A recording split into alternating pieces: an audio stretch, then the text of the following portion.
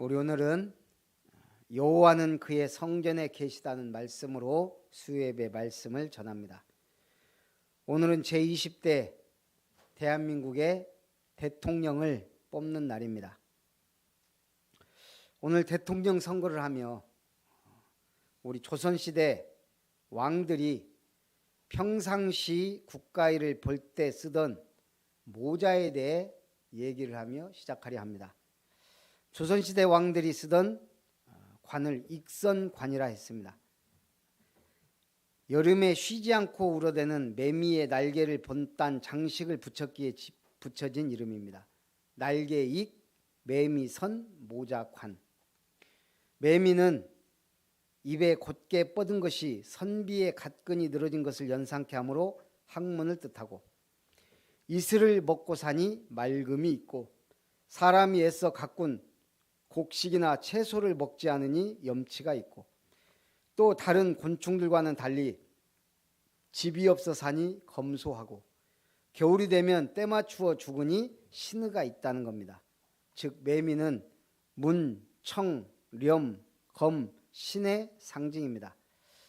이제 이 나라에 새로운 지도자가 선출되는데, 이러한 덕목 외에 진정으로 우리 민족에게 하나님을 경외하는 지도자의 복이 있기를 기도하는 바입니다.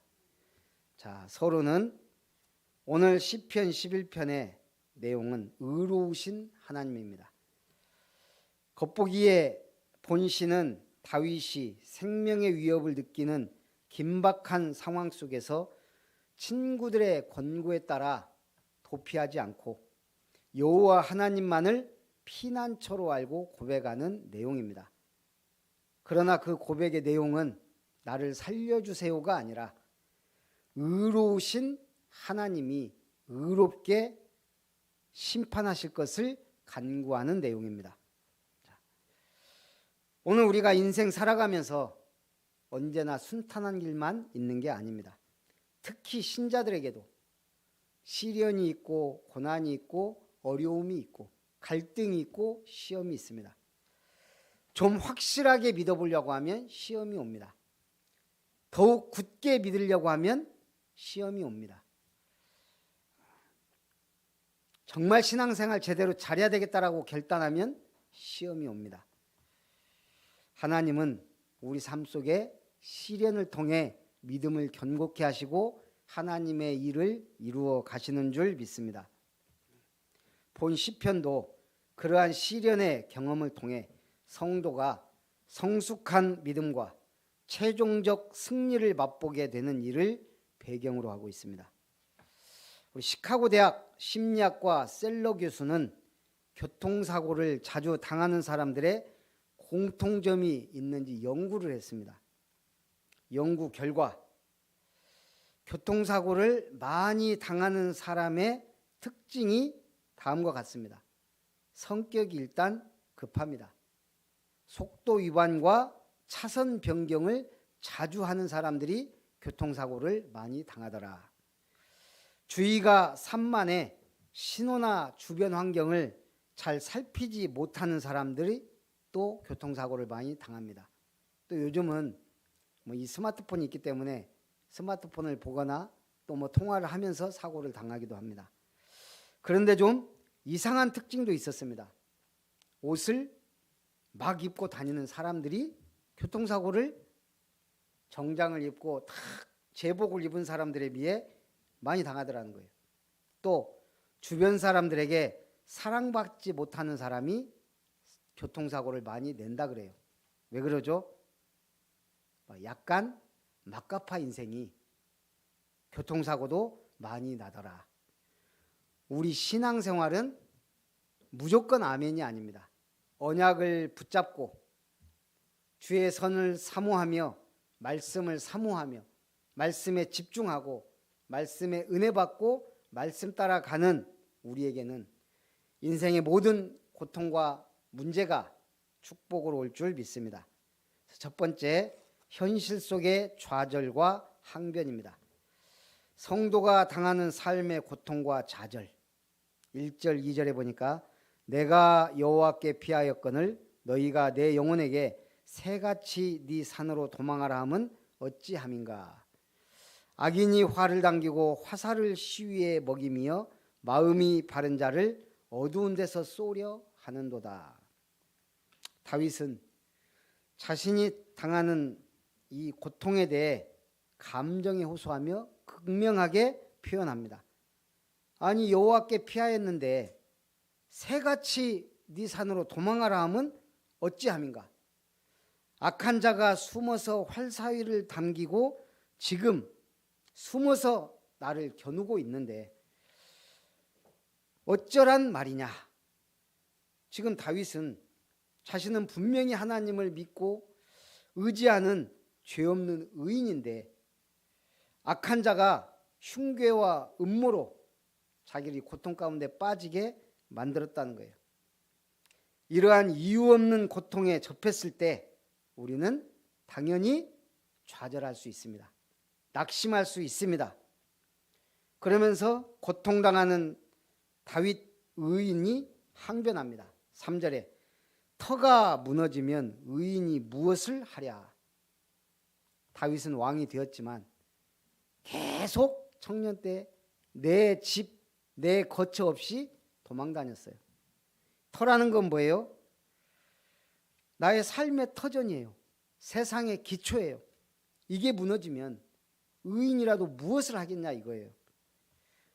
다시 말해 인간사의 기본 질서와 법칙이 무너지면 또 의인이 복을 받고 악인이 벌을 받는다는 당연한 진리가 무너지면 의인이 어찌 삽니까? 이렇게 항변하는 거예요. 다윗이 당하는 극심한 고통의 경험에서는 의인이 오히려 악인의 음모에 빠져 조롱받고 심각한 위험을 당하고 있는 이 상황에 나의 터가 무너지면 어찌합니까? 라고 항변하는 겁니다. 그래서 다윗은 한탄하기를 이 세상의 기본 질서가 무너지면 과연 의인이 설 곳이 어디냐고 절규하는 겁니다. 그러면서 고통의 시기에 하나님께 피하라고 말합니다. 악인의 악행으로 인해 고통받을 때 성도들이 취할 가장 좋은 방법은 뭐예요? 바로 하나님께 피하는 겁니다. 최선의 방법은 하나님께 피하는 겁니다. 하나님께 피하는 방법 외에 어떠한 좋은 방법도 믿음의 사람에게는 없다는 겁니다. 자, 이 세상의 악인들은 우리 성도들보다 더 강한 능력으로 의인들을 해코지 합니다. 요셉이 애굽의 노예로 팔려갔을 때 아무것도 아니었어요. 모세는 살인자요 도망자에서 바로 앞에 섰어요. 이스라엘의 대변자로 출애굽하겠다. 비제사 드리러 가겠으니 보내달라. 바로가 볼 때는 기도 안 차는 내용이에요. 바벨론에서도 이스라엘은 정복한 많은 나라 중에 아주 작은 나라에 불과한 이스라엘에 그 포로들이 아무 힘없는 포로들이에요. 그러나 다니엘과 세 친구는 달랐습니다. 모르드게와 에스더는 분명히 달랐어요. 예수님이 오셨을 때 강력한 로마 제국의 속국 아래 갈릴리의 이 촌사람들은 주목을 받지 못했어요. 그러나 예수님은 전 세계 구원의 역사를 이루었고 그 별 볼 일 없던 제자들은 로마를 정복했습니다. 우리 링컨 대통령이 백악관에서 자신의 구두를 닦고 있었습니다. 그러자 옆에 있던 참모가 깜짝 놀라 말합니다. 아니, 대통령 각하께서 자기 구두를 직접 닦는 게 말이 됩니까? 링컨이 빙그레 웃으며 말합니다. 그럼 대통령이 내가 남의 구두를 닦겠냐? 대통령은 최고 권력자입니다. 모든 정책 결정권과 각종 인사권을 비롯해 국군 통수권까지 갖고 있습니다. 그런데 그 권력을 자기 마음대로 자기 사리사욕을 위해 사용한다면 어떻게 되겠어요? 그래서 링컨은 구두조차 자기가 직접 닦은 거예요. 하나님은 우리에게 어마어마한 권세를 주셨습니다. 영접하는 자, 곧 그 이름을 믿는 자들에게 하나님의 자녀가 되는 권세를 주셨다 그랬습니다. 이거는 세상 사람들이 이해하고 있는 권력이 아니에요. 권세. 영어 성경에는 이 권세를 세 가지로 말합니다. Right, Power, Authority. Right. 예수님도 말했죠. 배 오른편에 던져라. Right. 이 right은 엑수시아예요. 바로 권세, 능력 혹은 권리를 말합니다. 하나님의 자녀의 권리 알아야 누리죠. 그리고 파워는 두나미스, 다이너마이트와 같은 폭발적인 능력을 말합니다. 권능, 하나님 우리에게 권능을 주셨어요. 마귀를 멸하고 영적 싸움에 승리할 무기를 주셨다 이 말입니다. 오소리티, 이건 권위를 상징합니다. 하나님의 자녀의 권리 혹은 권위, 권세와 권능과 권위를 주셨다. 이걸 잘 누리면 엄청난 힘과 능력을 주시는 겁니다. 마귀를 이기고 세상을 정복할 권능인 겁니다. 그래서 뭐 하라고요? 증인이 되라. 모든 문제 이기고 승리하신 주 예수 그리스도의 증인 되시기를 주님의 이름으로 축복합니다. 두 번째, 다윗은 성경적인 해답을 찾았습니다. 4절에 여호와께서는 그의 성전에 계시고 여호와의 보좌는 하늘에 있으며 그의 눈이 인생을 통촉하시고 그의 안목이 그들을 감찰하시도다. 다윗이 극심한 어려움과 고통 속에서 의인이 어찌합니까? 그런데 답을 찾기 시작했어요. 여호와는 그의 성전에 계신다. 여호와의 보좌는 하늘에 있다. 그리고 그의 눈은 인생을 통촉하시고 그의 안목은 그들을 감찰하신다. 이게 얼마나 어마어마한 답입니까? 극심한 고통 가운데 빠져 자신의 설 곳이 어디인가라고 방황하던 다윗은 기도하다가 바른 해답을 찾아버렸습니다. 여호와는 성전에 계시고 하늘 보좌에 앉으셔서 인생을 감찰하고 계신다는 사실. 의인은 반드시 하나님이 축복하시고 악인은 반드시 선악간의 심판을 받는다는 확신. 다윗의 평생 소원이 뭡니까? 왕이 되는 게 아니에요. 그건 이미 하나님이 주신 거예요. 다윗의 소원은 성전 건축이었어요. 내가 하나님의 전을 건축하기를 원합니다. 하나님이 계실 처소를 이 땅에 세우는 것이 다윗의 소원이었습니다. 그 어렵고 힘든 시기에 도우시는 하나님, 저 언약궤가 장막에 있구나. 그 언약궤를 성전, 모실 하나님이 계실 성전을 건축하는 게 최고의 사명으로 알았습니다. 그런 의인 다윗이 고통받고 있는 거예요. 우리에게는 평생 언약이 있습니다. 우리 교회에 평생의 하나님의 계획이 있습니다. 그런데 현실은 어둡습니다. 코로나, 예배 좀 안 드려도 되는 분위기예요. 주일날 간신히 한번 드려도 그냥 아멘 하는, 그래도 감사하게 우리 성도님들이 다른 예배는 잘 안 드리는지 모르겠지만 뭐 온라인으로 드리는지 그래도 주일 예배만큼은 제대로 나와서 드리는 분들이 많아요. 참 감사할 일이죠. 상황에 따라 환경에 따라 바뀌는 게 아닙니다. 신앙은 뭐예요? 늘 항상 언제나 하나님이 우리를 사랑하셨듯이. 그래서 뭐예요? 일심 전심 지속이에요. 5절 6절에 보니까 여호와는 의인을 감찰하시고 악인과 폭력을 좋아하는 자를 마음에 미워하시도다. 하나님은 죄를 미워하는 정도가 아니고 죄를 싫어하십니다. 악인에게 그물을 던지시리니 불과 유황과 태우는 바람이 그들의 잔에 소득이 되리로다. 불과 유황 하면 뭐가 떠올라요? 저는 소돔과 고모라의 멸망이 떠올라요. 불과 유황으로. 애굽에 재앙을 댈 때도 불과 우박이 떨어졌어요. 하나님은 분명히 악인을 진멸하시는 공의의 하나님입니다. 역사를 통해서도 우리는 배워야 돼요. 네피림 시대 죄악이 관영할 때 하나님은 그냥 놔두지 않았습니다.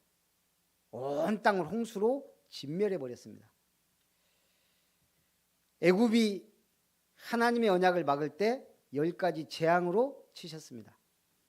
소돔과 고모라가 완전 죄악에 부르짖음이 극에 당하자 하나님은 불과 유황으로 완전히 멸망시켜 버렸습니다. 로마의 10명의 황제가 믿는 자들을 박해할 때 하나님은 그들을 그냥 놔두지 않았습니다. 단 한 사람도 정상적으로 죽은 자가 없어요. 하나님은 공의로운 하나님. 가나안 족속들의 죄악이 가득 찰 때까지 하나님은 기다리셨다가 가나안을 정복하게 만들었습니다. 그래서 오늘 다윗은 그 사실들을 기억하면서 분명히 하나님은 의인을 복주시고 악인을 멸하신다는 확신 가운데 담대함이 생겼고 해답을 찾은 겁니다.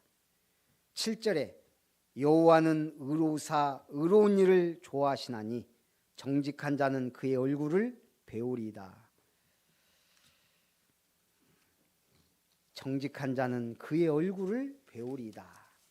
언약 붙잡은 자에게 하나님은 축복을 주십니다. 하나님의 공의는 바로 이런 특징을 가집니다. 하나님은 하나님의 말씀에 순종하는 의인에 대해 반드시 복을 약속하셨습니다. 하나님을 찾는 자는 반드시 그의 얼굴을 뵙게 되어 있습니다. 그래서 오늘 하나님과 함께하는 삶이 우리 인생의 가장 큰 복입니다. 다윗은 언제나 하나님이 함께하심을 알았거든요. 그 많은 전쟁에서 늘 하나님이 이기게 하셨음을 알았거든요.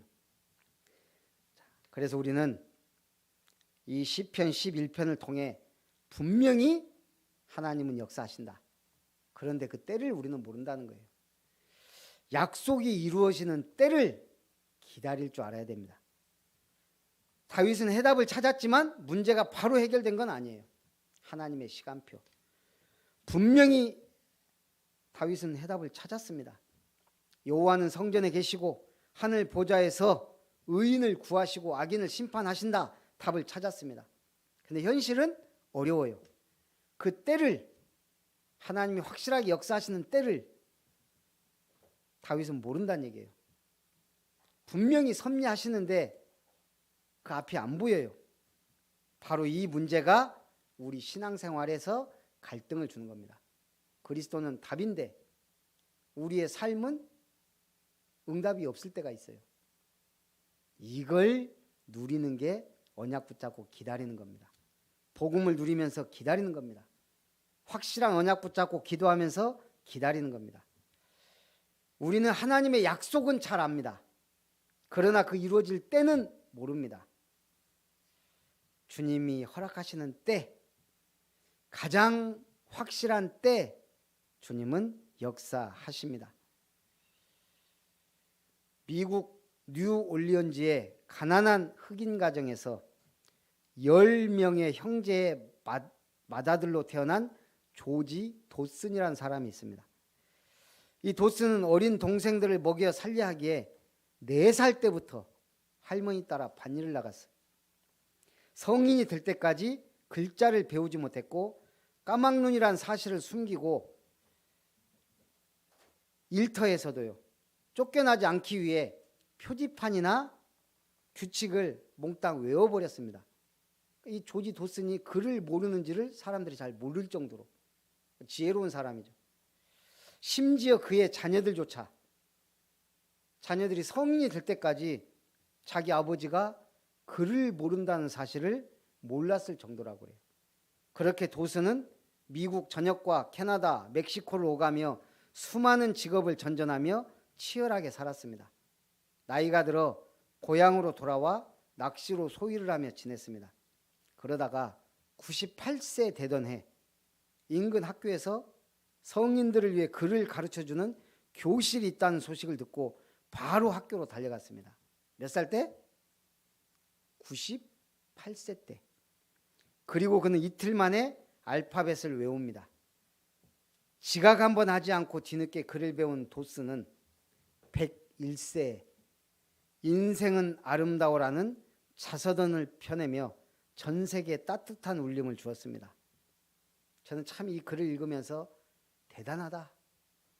98세의 글을 배워 3년 만에 자서전을 썼어요. 100세가 넘어서. 우리 인생이 도전할 때 아름답습니다. 도전하는 거예요. 저도 지금까지 보면은 학업을 놓은 적이 없는 것 같아요. 계속 뭔가를 배워왔어요. 심지어 뭐예요? 그 무슨 국가 자격증은 말할 것도 없고 그냥 협회에서 주는 자격증을 따는 것 거의 평생에 배우지 않은 때가 별로 없었던 것 같아요. 이제 좀 끝났다 싶으면 또 배울 게 생겨요. 제가 지금 또 배우고 싶은 게 있거든요. 물론 영어는 혼자 독학하고 있지만 인터넷 선생님을 두고 하고 있지만 정말 내가 하고 싶다. 내 평생에 그걸 해보려고 그래요. 믿음의 사람이 기도하면 작품을 남깁니다. 하나님이 원하시는 작품, 영원한 작품. 이 시편에서 다윗이 절규하는 것 같이 그러나 그 안에서 성경적 답을 찾았듯이 우리는 번민할 때 있어요. 갈등할 때 있어요. 그걸 누릴 수 있어야 돼요. 파도 타기 선수는 크고 막 거칠은 파도를 기다립니다. 오직하면 태풍 속으로라는 영화도 있잖아요. 그 어마어마한 태풍에 야 드디어 제대로 탈 때가 됐다. 딱 그 보드 들고 가잖아요. 당당하게. 전 그 장면이 잊혀지질 않아요. 우리는 문제가 왔을 때 더 성경적 해답을 찾기 위해 들어가야 돼요. 더 말씀에 귀 기울여야 돼요. 성령의 음성에 귀 기울여야 돼요. 그러면 분명한 답이 나옵니다. 그러면 그때부터는 기다리는 거예요. 누리는 거예요. 브라이언 다이슨은 말합니다. 어제는 역사이고 내일은 수수께끼이며 오늘은 선물이다. 영어 단어에 보면 프레젠트란 단어가 있어요. 뭐 정확한 발음으로 따지자면 프레젠트. 뭐예요? 현재. 그런데 현재는 선물이다 그랬죠. 선물도 프레젠트예요. 현재 프레젠트는 선물 프레젠트다. 같은 단어예요. 지금 우리가 입은 바지에는 주머니가 있어요. 그러나 죽을 때 입는 수의에는 주머니가 없어요. 왜? 아무 필요가 없기 때문에. 더 가지려고 주머니를 계속 만드는 사람의 삶은 불행해진다는 말이 있어요. 우리는 주머니를 만들지 말고 신앙생활은 그릇을 키우는 거예요. 담고 담을 수 있는 그릇. 하나님 주시는 축복을 담고 담아 나눠줄 수 있는 그릇. 많은 사람을 살리는 그릇. 그 영적 그릇을 키우는 아름다운 교회 모든 성도님들 되시기를 주님의 이름으로 축복합니다. 살아계신 하나님 감사드립니다. 오늘 3일밤 예배를 통하여 여호와는 그의 성전에 계시고 하늘 보좌에 앉으셔서 지금도 의로운 자에게는 복을 악인을 심판하시는 그 하나님이 우리에게 은혜 주신 것을 감사드립니다. 미래는 발판이 되고 현재는 응답의 선물이 되어 미래를 아름답게 작품을 남기는 아름다운 교회와 성도님들 다 되게 하여 주시옵소서. 살아계신 주 예수님의 이름으로 기도하옵나이다. 아멘.